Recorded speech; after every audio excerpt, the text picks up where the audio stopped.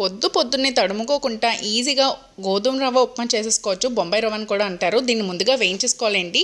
నూక ముందుగా కూడా వేయించుకొని పెట్టేసుకోవచ్చు పక్కన. అండ్ సిమ్లోనే పెట్టండి. హైలో పెడితే వెంటనే కలర్ చేంజ్ అయిపోతుంది, మాడిపోతుంది కూడా.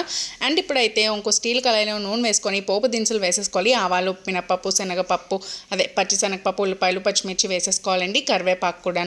అండ్ ఏంటి అంటే పచ్చిమిర్చి మన కారం తగినట్టు వేసుకోవాలి. మా వాళ్ళు తక్కువ తింటారు కాబట్టి నేను తక్కువ వేసాను.